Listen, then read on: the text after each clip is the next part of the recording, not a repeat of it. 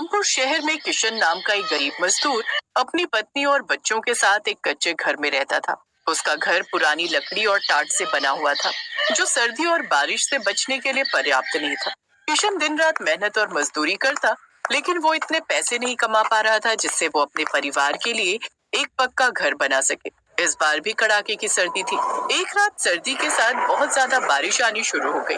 सर्दी, बारिश और तूफान एक साथ उस रात अपना कहर बरसा रहे थे। माँ, मुझे बहुत ठंड लग रही है। मेरा स्वेटर बिल्कुल गीला हो गया। माँ, मुझे भी बहुत ठंड लग रही है। सारे कपड़े बारिश के पानी से गीले हो रहे हैं। सुनो जी, घर की छत पर एक टाट की चादर और बिछा दो। बारिश का सारा पानी हमारे ऊपर गिर रहा है। बच्चों को भी बहुत ठंड लग रही है। ये कंबल पूरी तरह से भीग चुका है। सरला, तेज हवा और बारिश में टाट नहीं टिकेगा। मैंने ईंटें भी टिका कर देख ली हैं। हे भगवान, ठंड तो बढ़ती जा रही है। मैं थोड़ी आग जला देता हूँ। किशन आग जला देता है। सरला पूरी रात बच्चों को बाहों में समेटे बैठी रही। अगले दिन जब किशन उठकर बाहर आया तो उसकी आंखें खुली की खुली रह गई। उसके घर का एक हिस्सा पूरी तरह से ढह चुका था। आंधी और बारिश ने कच्चे घर को पूरी तरह से नष्ट कर दिया था। वो बेबस होकर खड़ा रहा। उसकी आंखों में आंसू थे। हे भगवान, अब मेरे परिवार का क्या होगा? मैं अपने परिवार को लेकर कहाँ जाऊंगा? सुनो जी, हमारे पास तो अब रहने की कोई जगह नहीं। ठंड से कांपते हुए ये रात तो निकल गई, पर आने वाली अगली कई रातें हम कैसे गुजारेंगे? किशन के पास कोई रास्ता नहीं था। परिवार के नाम पर रामपुर में उसका कोई नहीं था। अगले कई दिनों तक किशन सड़कों पर ही दिन गुजारता रहा। एक दिन किशन को एक गोदाम में कंटेनर में सामान भरने की नौकरी मिल गई, जिससे किशन को रोजाना के पैसे मिलने लगे। एक शाम जब किशन कंटेनर में सामान ढोने के बाद छुट्टी के समय जाने लगा, तब उसके मालिक ने उससे कहा, किशन, वो पुराना कंटेनर अब काम का नहीं है, बेकार हो चुका है। इसमें जंग लग गया है। इसे किसी कबाड़ी वाले को बेच दो। किशन ने उस कंटेनर को ध्यान से देखा तो उसके मन में एक विचार आया। अगर ये कंटेनर मैं रख लूं और इस कंटेनर का घर बना लूं तो परिवार को रहने की जगह मिल जाएगी। मालिक से बात करता हूँ। क्या हुआ किशन, किस सोच में डूब गए? मालिक, क्या आप इस कंटेनर को मुझे दे सकते हैं? मेरे घर परिवार के काम आ जाएगा। क्या करेगा तू इसका? मालिक, मैंने आपको बताया था ना, बारिश और तूफान में मेरा घर जो है टूट गया। सोच रहा हूँ सर्दी के दिन है, जब तक कोई रहने की जगह नहीं मिलती तब तक इस कंटेनर में ही एक घर बना लूंगा। कम से कम ठंड में कंटेनर घर तो होगा, तो हमें रहने के लिए छत मिल जाएगी। ये बात है। तो फिर तो मैं तुझे मना नहीं करूंगा। ठीक है, ये तू ले जा। पर क्या तू इस कंटेनर में रहने के लिए घर बना पाएगा? कोशिश करूंगा मालिक। ठंड से बचने के लिए कुछ तो करना ही पड़ेगा ना। धन्यवाद मालिक। किशन बहुत खुश था, क्योंकि उसे अब रहने के लिए इधर उधर सड़कों पर भटकना नहीं था। उसने मन ही मन ठान लिया था कि वो कंटेनर से घर बनाकर ही रहेगा। और फिर किशन ने सड़क के किनारे खाली मैदान में कंटेनर को रखवा दिया। ये तो बहुत गंदा है, पहले इसे साफ करना पड़ेगा। लाओ, मैं इसे धोने में तुम्हारी मदद कर देती हूँ। हाँ चलो, पहले इसे साफ ही कर लेते हैं। मैं जंग को थोड़ा रगड़ देता हूँ और जहाँ से थोड़ा टूटा हुआ है ठोक कर ठीक भी कर देता हूँ। बापू, हम भी घर बनाने में आपकी मदद करेंगे। हाँ बापू, अब सड़क पर बहुत ठंड लगती है। हम इस नए घर में रहेंगे बापू। हमें अब ठंड नहीं लगेगी ना? नहीं, बिल्कुल भी ठंड नहीं लगेगी बेटा। मैं इस कंटेनर घर को ठंड के हिसाब से ही तैयार करवाऊंगा। हवा का नामो निशान भी नहीं आएगा इस घर के अंदर। हाँ, मैं इसे हर तरफ से ढक दूंगा। हाँ।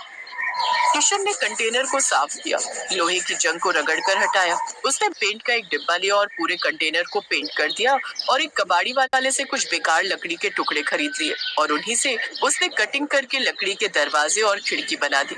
छत बनाने के लिए पुराने टिन और प्लास्टिक की शीट्स का इस्तेमाल किया ताकि बारिश का पानी अंदर ना सके। पुरानी बोरी, कपड़ों और टाट को दीवारों के अंदर फिट कर दिया ताकि ठंडी हवा ना सके।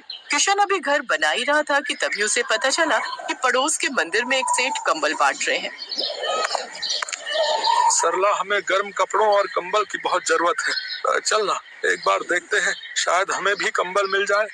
हाँ ठीक है, चलो चलते हैं, क्योंकि यहाँ बिछाने के लिए हमें चादर और कंबल की जरूरत पड़ेगी, जो हमारे पास नहीं है। सरला और किशन मंदिर की सीढ़ियों के पास पहुँचे तो सेठ भी सभी गरीबों में कंबल बांट रहे थे। किशन भी सरला के साथ लाइन में खड़ा हो गया।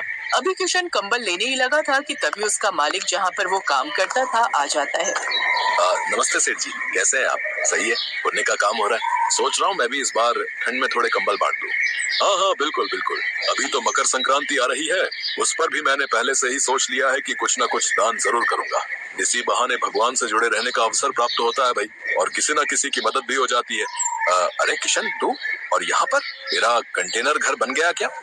जी मालिक, तैयार तो हो गया है, पर बिछाने और ओढ़ने के लिए कोई गर्म चादर या कंबल नहीं था। सुना कि मंदिर में ये सेठ जी कंबल बांट रहे हैं, तो वही लेने आए थे। तुम इसे जानते हो सतीश?